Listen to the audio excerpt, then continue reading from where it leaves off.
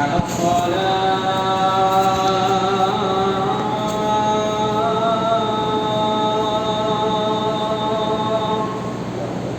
حي على الصلاة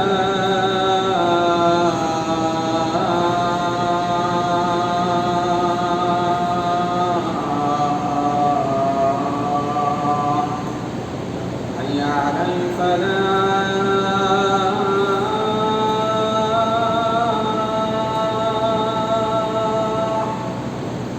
حي على الفلاح.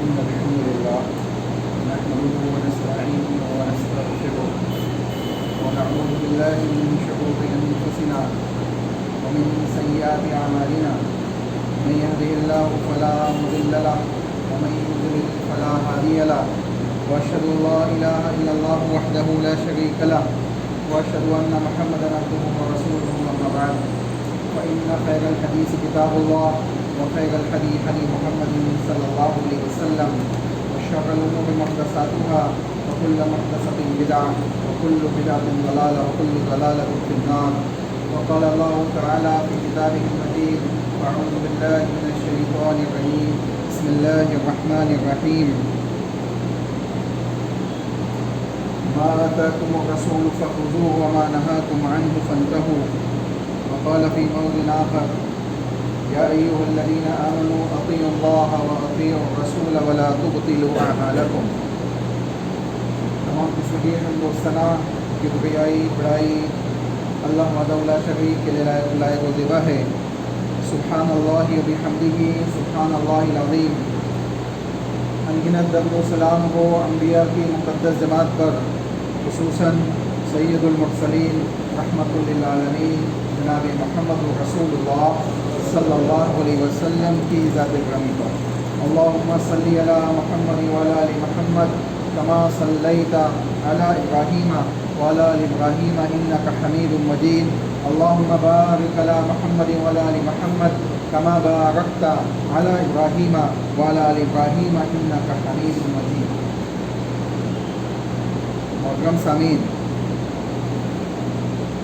خطبہ جمعہ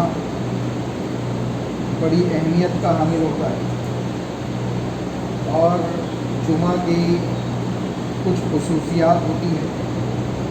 رسول اکرم صلی اللہ علیہ وسلم جمعہ کا خصوصیت کے ساتھ اہتمام کیا کرتے تھے اور جمعہ کو ہفتے کی عید بھی کہا گیا. اس کی سنتوں میں اللہ کے نبی محمد رسول اللہ صلی اللہ علیہ وسلم کے جو اعمال ہمیں ملتے ہیں، غسل کرنا، خوشبو لگانا، سورۃ الکہف کی تلاوت کرنا، اسی طریقے سے جو چیزیں ملتی ہے ان میں ایک اہم ترین چیز ہے رسول اکرم صلی اللہ علیہ وسلم کے اوپر درود و سلام پڑھنا. اللہ کے نبی صلی اللہ علیہ وسلم کے اوپر کثرت کے ساتھ درود بھیجنا. صحابہ کے اعمال میں صحابہ رضی اللہ عنہم اجمعین کا معمول تھا کہ وہ جمعہ کے دن خصوصیت کے ساتھ اللہ کے نبی صلی اللہ علیہ وسلم کے اوپر درود پڑھا کرتے تھے. تو ایک چیز تو یہ ہے کہ خصوصیت کے ساتھ جمعہ کے دن اس کا اہتمام کرنا چاہیے. اور دوسری چیز یہ ہے کہ جب رسول اکرم صلی اللہ علیہ وسلم کا نام آئے اور ہماری زبانوں سے اگر صلی اللہ علیہ وسلم بھی نہ نکلے تو یہ بڑے افسوس کی بات ہوگی. کیوں؟ کیونکہ اس کی سخت ترین وعید احادیث کے اندر بیان کی گئی۔ اللہ کے نبی نے کہا وہ دنیا کا سب سے بخیل شخص ہے جس کے سامنے میرا نام آئے، جس کے سامنے محمد کا تذکرہ کیا جائے اور اس کی زبان سے صلی اللہ علیہ وسلم بھی نہ نکلے۔ اسی طریقے سے بہت سی وعیدیں آپ کے سامنے اس سے پہلے درود کے فضائل کے ٹاپک سے بیان کی جا چکی ہے۔ تو ہمیں چاہیے کہ جہاں ہم دوسری چیزوں کا اہتمام کرتے ہیں، ہم سورۃ الکہف پڑھتے ہیں، ہم غسل کا اہتمام کرتے ہیں، ہم خوشبو لگانے کا اہتمام کرتے ہیں، اس قسم کی دوسری چیزوں کا ہم جمعہ کے دن خصوصیت کے ساتھ اہتمام کرتے ہیں، تو وہی رسول اکرم صلی اللہ علیہ وسلم کے اوپر درود پڑھنے کا بھی ہمیں خصوصی اہتمام کرنا چاہیے۔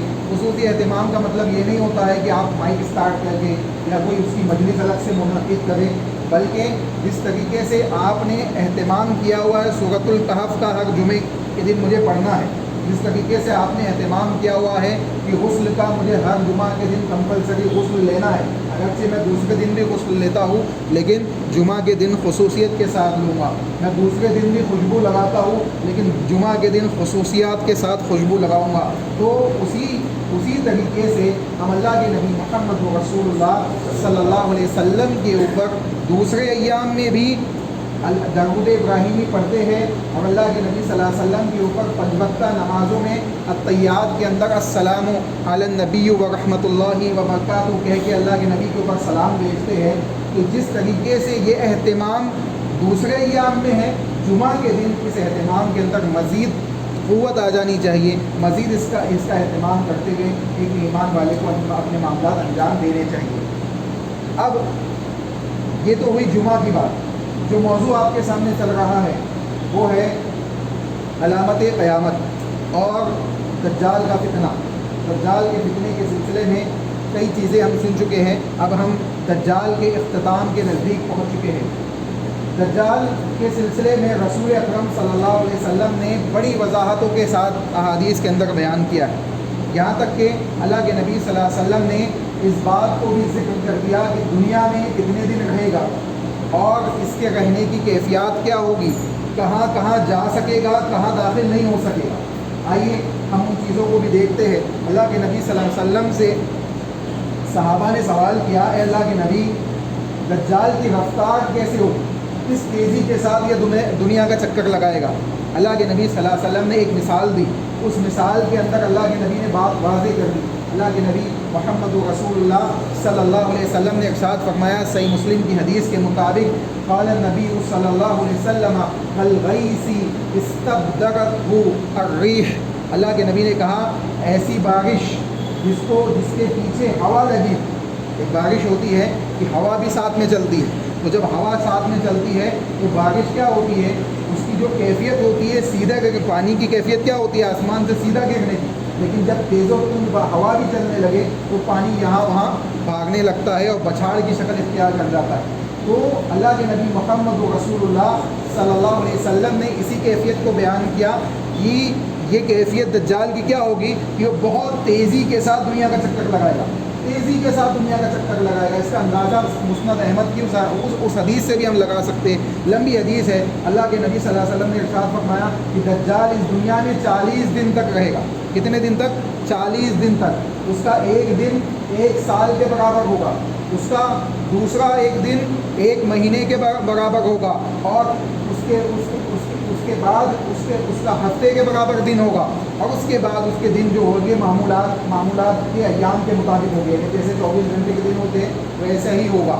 یعنی اللہ رب العالمین ایک دن کی کیفیت کیا کر دے گا، سال بھر گزر جائے گا دن ختم نہیں ہوگا، سال بھر گزر جائے گا دن ختم نہیں ہوگا، اور ایک دن کی کیفیت یہ ہوگی کہ مہینہ گزر جائے گا دن ختم نہیں ہوگا، اور ایک دن کی کیفیت یہ ہوگی کہ ہفتہ گزر جائے گا دن ختم نہیں ہوگا۔ تو ابتدائی 3 دن تو اس کے اسی انداز کے ہوں گے، اور ان ایام کے اندر رفتار کے ساتھ وہ مختلف مقامات پہ جائے گا اور اپنے فتنے کو پھیلاتا ہوا آگے بڑھتا چلا جائے گا، یہاں تک کہ اللہ کے نبی نے کہا کہ اس کے بعد کے ایام کیسے ہوں گے، معمولات کے مطابق ہوں گے، یعنی جیسے عام نارمل دن ہوں گے 24 گھنٹے کے، اسی طریقے سے ہوں گے۔ آگے اللہ کے نبی محمد رسول اللہ صلی اللہ علیہ وسلم نے اس بات کی بھی وضاحت کو بیان کیا کہ یہ دجال دنیا کے تمام جگہوں پہ داخل ہوگا سوائے مکہ اور مدینہ، مکہ اور مدینہ کی حدود کے اندر اس کو داخلہ نصیب نہیں ہوگا۔ اللہ کے نبی محمد رسول اللہ صلی اللہ علیہ وسلم کی صحیح بخاری کی حدیث ہے، حضرت انس بن مالک رضی اللہ تعالیٰ عنہ حدیث کے راوی ہے، کہتے ہیں کہ قال النبی صلی اللہ علیہ وسلم لیس من بلد الا سیطبعه الدجال الا مکہ والمدینہ۔ اللہ کے نبی محمد رسول اللہ صلی اللہ علیہ وسلم نے ارشاد فرمایا کہ دو ایسے مقامات، دو ایسے شہر، دو ایسی سٹی ہوگی جس میں دجال کا دخول نہیں ہوگا، ایک مکہ المکرمہ ہوگا اور دوسرا مدینہ المنورہ ہوگا۔ یہاں تک کہ دجال اپنے ساتھیوں کے ساتھ مدینہ کے ارد گرد کی پہاڑیوں پہ ہوگا اور وہ کہے گا کہ دیکھو یہ احمد کا محل ہے، یعنی اللہ کے نبی کی مسجد نبوی کو دیکھ کر کہے گا کہ یہ احمد کا محل ہے، یعنی اللہ کے نبی محمد رسول اللہ صلی اللہ علیہ وسلم کی مسجد ہے، چلو اس کی جانب ہم پڑھتے ہیں۔ اور یہ آگے بڑھنا چاہے گا تو دجال کو سامنے فرشتے ملیں گے جو ہر دروازے پہ مدینے کے کھڑے ہوں گے اور ننگی تلواریں لے کے کھڑے ہوں گے کہ اگر دجال آگے بڑھے گا تو اس کو ذبح کر دیں گے۔ چنانچہ دجال جب یہ کیفیات دیکھے گا تو اس جانب سے واپس لوٹ جائے گا اور اپنے رخ کو جنوب کی جانب موڑ لے گا۔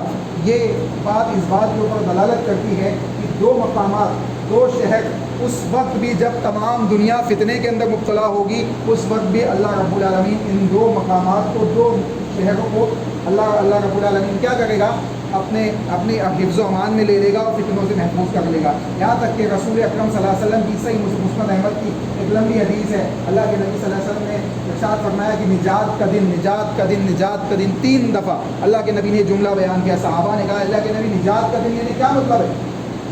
اللہ کے نبی نے وضاحت کی کہ جب دجال نکلے گا اور اپنے ساتھیوں کے ساتھ مکہ مدینہ میں داخل ہونا چاہے گا، خصوصاً مدینہ کا لفظ حدیث کے اندر آیا ہے کہ مدینہ میں داخل ہونا چاہے گا تو مدینہ کے اندر وہ تمام قسم کے لوگ جو فتنہ پھیلانے والے ہوں گے یا فاسقین ہوں گے یا شر و فساد کے مالک ہوں گے یا اس قسم کے جتنے لوگ ہوں گے، یہ ایٹومیٹکلی دجال کی طرف رغبت حاصل کر لیں گے اور مدینہ سے نکل بھاگیں گے، اور جب دجال مدینہ میں داخل ہونا چاہے گا تو داخل نہیں ہو پائے گا۔ یہاں تک کہ رسول اللہ نے بیان کیا کہ اب اللہ کا یہ نجات کا دن ہے، یعنی مدینہ سے ان فتنہ پر لوگوں کو بھی اللہ رب العالمین مدینہ کو کیا کرے گا، نجات دلا دے گا۔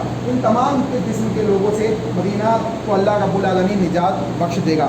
چنانچہ معلوم یہ پڑ رہا ہے کہ دوسرے تمام ممالک میں، دوسری تمام سٹیوں کے اندر ان 40 دنوں کے اندر دجال اپنا راؤنڈ لگا لے گا اور اپنے فتنے کو برپا کرتا چلا جائے گا، لیکن مدینہ اور مکہ میں داخل نہیں ہو پائے گا۔ اسی طریقے سے رسول اکرم صلی اللہ علیہ وسلم نے مدینہ کے فضائل کے باب میں، امام بخاری نے یہ حدیث نقل کی ہے، فضائل المدینہ کے تحت امام بخاری نے باضابطہ باب باندھا ہے اور یہ حدیث نقل کی ہے کہ قال النبی صلی اللہ علیہ وسلم علی انقاب المدینہ ملائکۃ لا يدخلها الطاعون ولا الدجال۔ اللہ کے نبی صلی اللہ علیہ وسلم نے ارشاد فرمایا کہ ملائکہ جو ہے مدینہ کے دروازے پہ کھڑے ہوں گے اور مدینہ کے اندر 2 چیزیں کبھی داخل نہیں ہو سکتی، ایک طاعون ہے اور دوسرا دجال ہے، یعنی کہ 2 چیزوں کے سلسلے میں یہ بات واضح طور پہ اللہ کے نبی صلی اللہ علیہ وسلم نے بیان کر دی کہ یہ وہاں داخل نہیں ہوگی۔ چنانچہ معلوم پڑا کہ دجال کے فتنے سے مدینہ کے اندر رہنے والے لوگوں کو اللہ رب العالمین کیا کرے گا، محفوظ کر لے گا، لیکن ان میں بھی وہ لوگ ہوں گے جو واقعتاً اہل ایمان ہوں گے، اہل توحید ہوں گے اور اللہ اس کے رسول کی اطاعت کے ساتھ زندگی گزارنے والے ہوں گے۔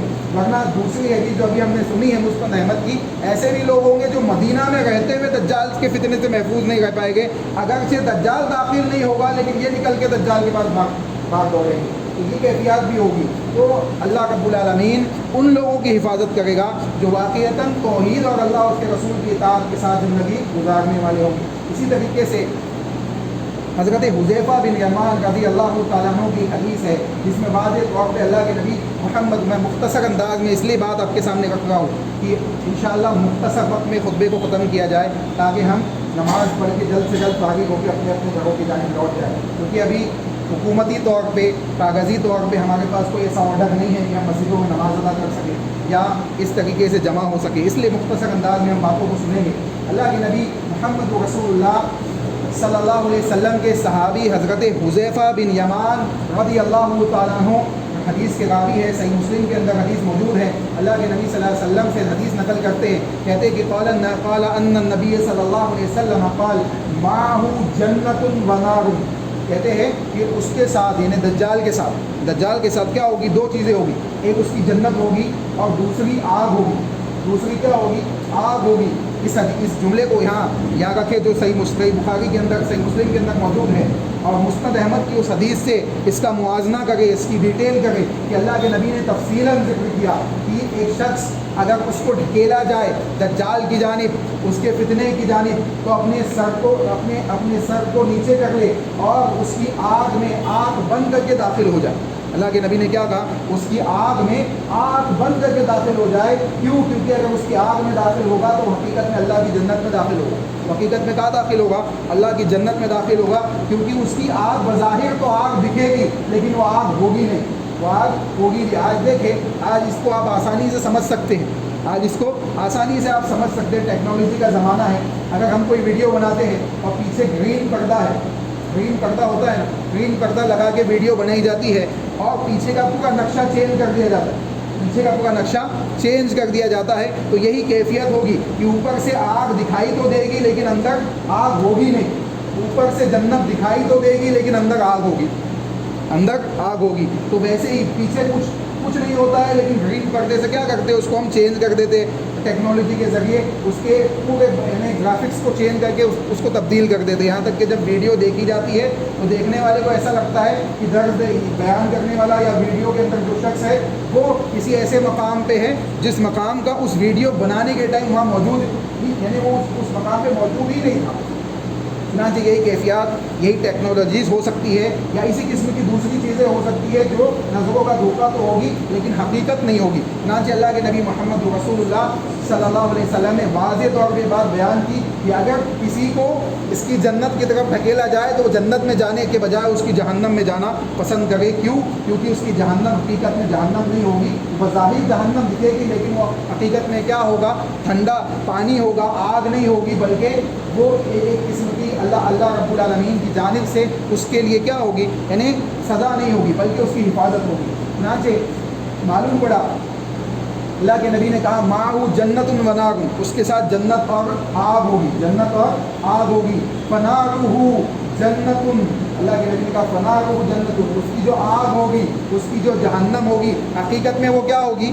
جنت ہوگی. اللہ کے نبی خود کہہ گئے کہ اس کی جو آگ اور جہنم ہوگی وہ کیا ہوگی؟ حقیقت میں جنت ہوگی. وَجَنَّتُهُ نَارًا، اللہ کے نبی نے کہا اور اس کی جو جنت ہوگی وہ حقیقت میں جہنم ہوگی، آگ ہوگی. صحیح مسلم کی حدیث اس بات کے اوپر وضاحت کرتی ہے کہ رسول اکرم صلی اللہ علیہ وسلم نے اس کے تمام تر معاملات سے مسلمانوں کو، اہل ایمان کو آگاہ کر دیا. اب ہمارا کام ہے کہ ہم اس کا علم حاصل کریں اور اس کے سلسلے میں اپنے آپ کو متنبع رکھیں، اپنے آنے والی نسلوں کو اس کے سلسلے میں بتائے تاکہ وہ اس کے فتنوں سے محفوظ رہ سکے. چنانچہ رسول اکرم صلی اللہ علیہ وسلم نے مزید وضاحت کے ساتھ یہ بات بھی بیان کی. صحیح بخاری کی حدیث کے مطابق اللہ کے نبی محمد رسول اللہ صلی اللہ علیہ وسلم نے ارشاد فرمایا اِنَّ مَعَهُ مَاءً وَنَارًا، اس کے ساتھ دو چیزیں ہوگی. مزید دو چیزوں کی وضاحت کی جا گئی ہے کہ اس کے ساتھ اللہ کے نبی نے اس کے ساتھ ماءً پانی ہوگا، ونارًا اور آگ ہوگی. فنارہ ماء بارد، اور اس کی آگ کی کیفیت کیا ہوگی؟ وہ ٹھنڈا پانی ہوگا. اس کی آگ کی کیفیت کیا ہوگی؟ وہ ٹھنڈا پانی ہوگا. یعنی دکھائی تو دے گا کہ اوپر سے خوب شعلہ دار آگ ہے، شعلہ دار آگ دکھائی دے گی. آپ اس کو پھر اسی گرافک میں سمجھ سکتے ہیں جو ابھی آپ کے سامنے میں نے بات رکھی.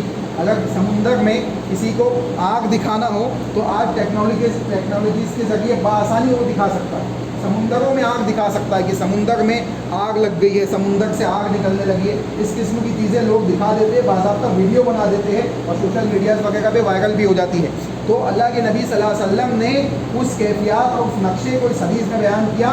وہ کیفیت کیا ہوگی؟ اس کے ساتھ پانی ہوگا، اس کے ساتھ پانی ہوگا جو اس کے ساتھ آگ ہوگی جو بظاہر آگ کو دکھائی دے گی لیکن حقیقت میں وہ کیا ہوگا؟ ماء بارد، ٹھنڈا پانی ہوگا.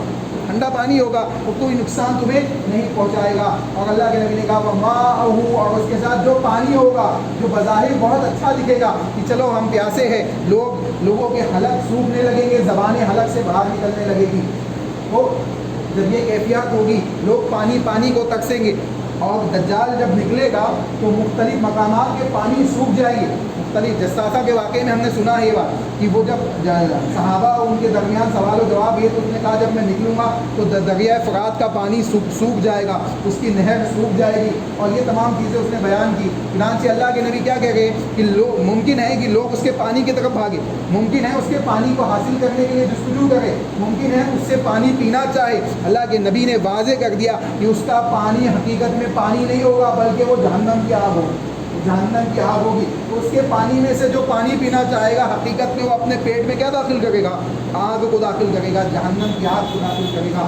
اور جو اس کے آگ میں اپنے ہاتھ گزارے گا وہ حقیقت میں ٹھنڈے پانی کو پالے گا. چنانچہ رسول اکرم صلی اللہ علیہ وسلم نے واضح طور پہ بات بیان کر دی, یہ کائنات کا عظیم ترین فتنہ ہے, اس سے انسان کو چاہیے بچنے کے لیے جستجو کرے, اپنے اہل و عیال کو اس سے بچانے کے لیے محنت اور مشقت کرے.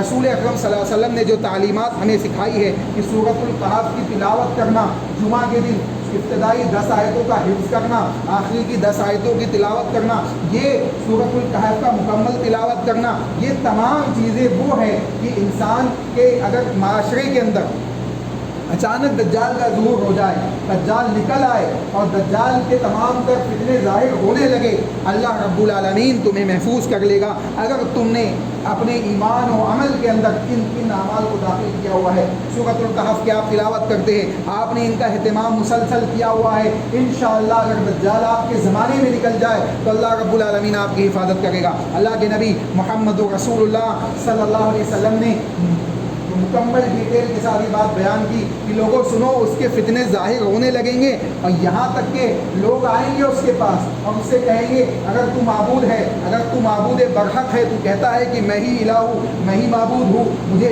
سجدہ کرو, مجھے مانو, مجھ پہ ایمان لاؤ, تو سنو تم ہمیں ہمارے فلاں بزرگ جو انتقال کر چکے, ہمارے آبا و اجداد ہیں, ان کو زمین سے اٹھا لو, ان کو زمین سے زندہ کر دو, ہم تم پہ ایمان لے آئیں گے. آپ سوچے زندہ کرنے والا کون ہے؟ صرف اللہ رب العالمین ہے. موت دینے والا کون ہے؟ صرف اللہ رب العالمین ہے. کیا دجال زندہ کر سکتا ہے؟ کیا دجال موت دے سکتا ہے؟ نہ زندہ کر سکتا ہے نہ موت دے سکتا ہے, لیکن جو چیزیں دکھے گی وہ نظروں کا دھوکہ ہوگی. اللہ کے نبی محمد رسول اللہ صلی اللہ علیہ وسلم نے باضابطہ حدیث کے اندر اس بات کی وضاحت کی کہ اس کے ساتھ شیاطین کا لشکر ہوگا, اس کے ساتھ شیاطین کا لشکر ہوگا. جب وہ کہے گا کہ فلاں بن فلاں زمین سے کھڑے ہو جا, تو شیاطین اس شخص کی شکل لے لیں گے, جس شخص کا نام وہ لے گا, اس شخص کی شکل سے زمین سے اٹھنے لگیں گے, اور دیکھنے والے کو یہ لگے گا کہ واقعی اس نے ہمارے آبا و اجداد کو زندہ کر دیا ہے, اور ایسے لوگ اس پہ ایمان لے آئیں گے, ایسے لوگ اس پہ ایمان لے آئیں گے. کیوں؟ کیونکہ ان کو معلوم نہیں ہے کہ دجال کا فتنہ کتنا بڑا فتنہ ہے, اور کتنی دفعہ رسول اکرم صلی اللہ علیہ وسلم نے اس سے امت مسلمہ کو متنبع کیا ہے. چنانچہ رسول اکرم صلی اللہ علیہ وسلم نے واضح طور پہ بات بیان کی, یہ تمام چیزیں شیاطین کے ذریعے وہ انجام دے گا. شیاطین لوگوں کی شکلیں لے کر زمینوں سے نکلیں گے اور لوگ سوچیں گے کہ ہمارے آبا و اجداد کو اس نے زندہ کر دیا ہے, چنانچہ یہی معبود ہے. اللہ کے نبی نے کہا جب لوگ ایسا سوچیں گے تو تمہیں چاہیے کہ تم جان لو کہ تمہارا معبود کانا نہیں, تمہارا رب کانا نہیں ہے, اللہ رب العالمین کانا نہیں ہے, اور دجال یہ کانا ہے, یہ کانا دجال ہے. یہ تمہارے رب کی صفات یہ نہیں ہے کہ وہ اس قسم کے عیب سے معیوب نہیں ہے, اللہ رب العالمین تمام عیوب سے پاک و صاف ہے. چنانچہ رسول اکرم صلی اللہ علیہ وسلم نے اس بات کی بھی وضاحت کر دی کہ یہ کانا ہوگا اور اس کی پیشانی پہ کاف را لکھا ہوگا. یہاں تک کہ اللہ کے نبی نے اس بات کی بھی وضاحت کی کہ جب یہ نکلے گا تو ایک گدھے پہ سوار ہوگا, ایک گدھے پہ سوار ہوگا جس کی دونوں آنکھوں کے درمیان کی مسافت 40 ہاتھوں کی ہوگی, 40 ہاتھوں کی یا 40 ہاتھوں کی ذکر کی, یا 1 مہینے کی مسافت, اس قسم کی بات حدیث کے اندر آتی ہے. چنانچہ معلوم پڑ رہا ہے کہ رسول اکرم صلی اللہ علیہ وسلم نے اس کی چھوٹی چھوٹی اور بڑی بڑی تمام چیزیں ہمیں بتا دی تاکہ ہم اس کے فتنے سے مکمل طریقے سے کیا ہو جائے, محفوظ ہو جائے. آپ سوچیں ایک شخص ایمان کے ساتھ زندگی گزار رہا ہے, عمل صالح کے ساتھ زندگی گزار رہا ہے, دجال کا فتنہ ظاہر ہو جائے, اس فتنے میں وہ مبتلا ہو جائے, کیا اس کے ایمان اور عمل صالح کی کوئی حیثیت اللہ کے نزدیک باقی بچے گی؟ نہیں بچے گی. کیوں؟ کیونکہ اس نے اس فتنے کو اپنا لیا جس فتنے سے بچنے کا اللہ کے نبی محمد رسول اللہ صلی اللہ علیہ وسلم نے ہمیں اور آپ کو حکم دیا. وہ اس فتنے میں مبتلا ہو گیا, اللہ کو چھوڑ کر اس نے دجال کو اپنا معبود حقیقی مان لیا. چنانچہ ایسا شخص حقیقت میں کفر کے اوپر انتقال کر جائے گا، ایمان اس کا باقی نہیں بچے گا، اور آخرت میں کفر کرنے والے لوگوں کے ساتھ ہی اس کا معاملہ ہوگا۔ اسی لیے اللہ کے نبی نے کہا کہ اس کے فتنے سے اپنے آپ کو محفوظ رکھنا۔ وہ زمین کو حکم دے گا کہ زمین غلے اگا دے، وہ زمین کو حکم دے گا اور زمین غلہ جات کو اگا دے گی، آسمان کو حکم دے گا بارش نازل کر دی جائے گی۔ یہ تمام چیزیں ظاہری دکھائی تو دے گی، لیکن حقیقت میں یہ صرف فتنہ ہوگا، اس کے علاوہ کچھ نہیں ہوگا۔ آج بھی ایسی چیزیں موجود ہیں، آپ دیکھ سکتے ہیں۔ ہولوگرافی آپ نے سنا ہوگا، ہولوگرافی کے ذریعے آسمان میں کچھ شکلیں دکھائی دی جاتی ہے، کچھ چیزیں دکھا دی جاتی ہے، اور لوگ سمجھتے ہیں کہ یہ کوئی دوسرے گرہ سے آئے ہوئے لوگ ہیں۔ اس قسم کی چیزیں لوگوں کے درمیان عام کی جا رہی ہے، تاکہ ایک ذہن بن جائے کہ جب دجال نکلے تو ان چیزوں کو قبول کرنا کیا ہو جائے، آسان ہو جائے، ان کو آسانی کے ساتھ لوگ ایکسیپٹ کر لے۔ تو یہ چیزیں اپلائی کی جا رہی ہے، دھیرے دھیرے اپلائی کی جا رہی ہے، تاکہ لوگوں کا ذہن تیار ہو جائے کہ دجال آئے گا تو اسی قسم کی چیزیں ہوگی، ہم تو پہلے بھی یہ چیزیں دیکھ چکے ہیں، تو آسانی کے ساتھ لوگ اس کو قبول کر لیں گے۔ لیکن رسول اکرم صلی اللہ علیہ وسلم نے واضح طور پہ امت محمدیہ کو تنبیہ کر دی کہ تم اس سے بچ جانا۔ اللہ کے نبی محمد رسول اللہ صلی اللہ علیہ وسلم کی وہ لمبی حدیث جو پچھلے جمعے میں مختصر انداز میں آپ کے سامنے رکھی گئی تھی، حضرت تمیم داری رضی اللہ تعالیٰ عنہ کی، اس میں ایک جملہ ہے، اللہ کے نبی صلی اللہ علیہ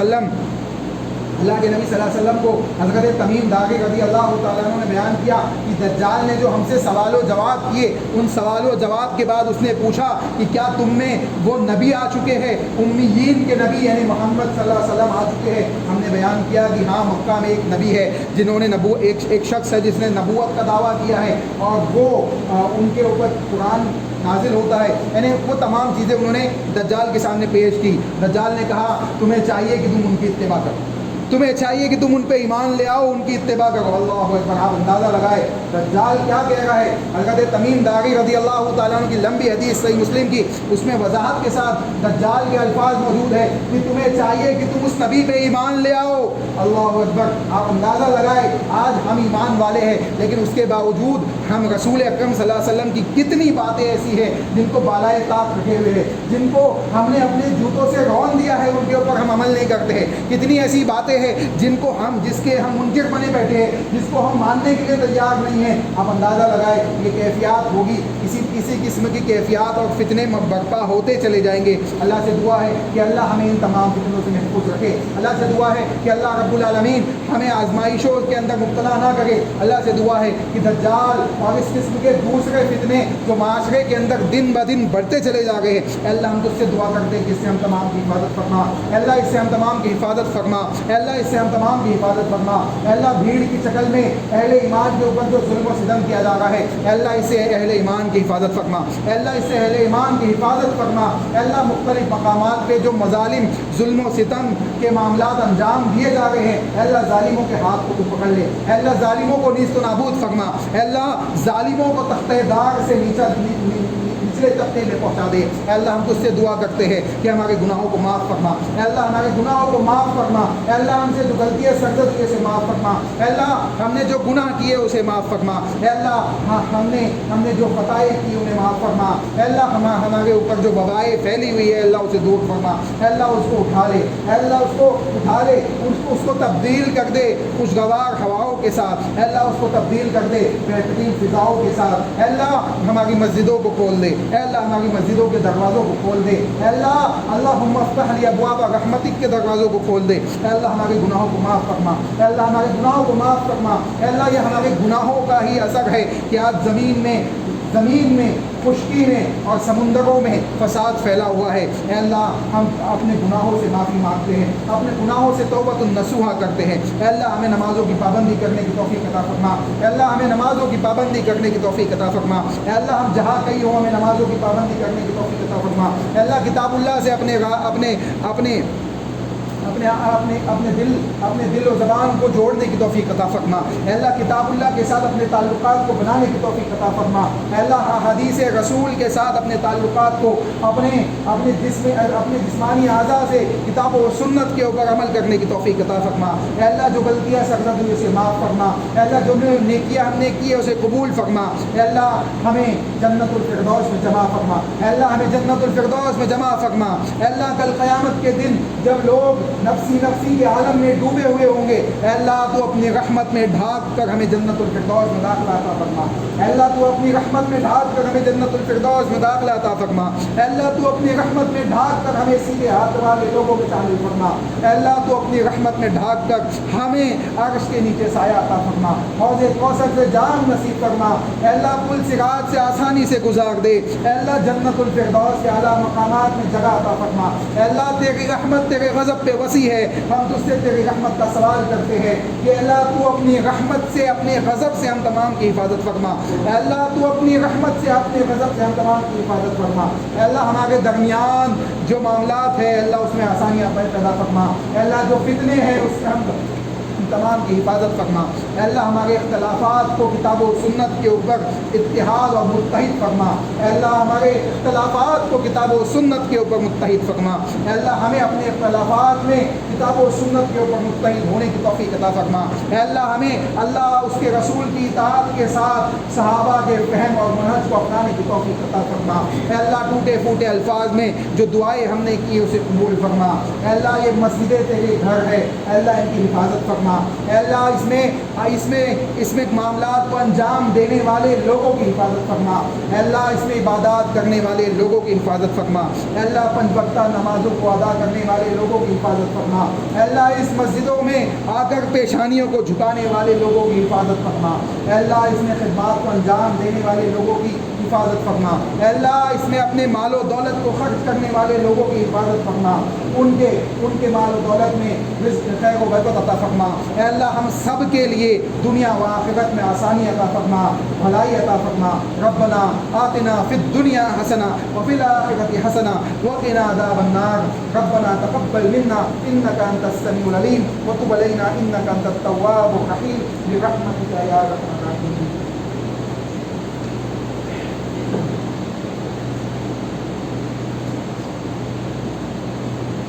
إن الحمد لله نحمده ونستعينه ونستغفره ونعوذ بالله من شرور أنفسنا ومن سيئات أعمالنا، من يهده الله فلا مضل له ومن يضلل فلا هادي له، وأشهد أن لا إله إلا الله وحده لا شريك له، وأشهد أن محمدا عبده ورسوله، أما بعد أعوذ بالله من الشيطان الرجيم، بسم الله الرحمن الرحيم، إن الله وملائكته يصلون على النبي يا أيها الذين آمنوا صلوا عليه وسلموا تسليما، اللهم صل على محمد وعلى آل محمد كما صليت على إبراهيم وعلى آل إبراهيم إنك حميد مجيد، اللهم بارك على محمد وعلى آل محمد كما باركت على إبراهيم وعلى آل إبراهيم إنك حميد مجيد۔ عباد الله رحمكم الله، إن الله يأمر بالعدل والإحسان وإيتاء ذي القربى وينهى عن الفحشاء والمنكر والبغي يعظكم لعلكم تذكرون، قوموا إلى الصلاة۔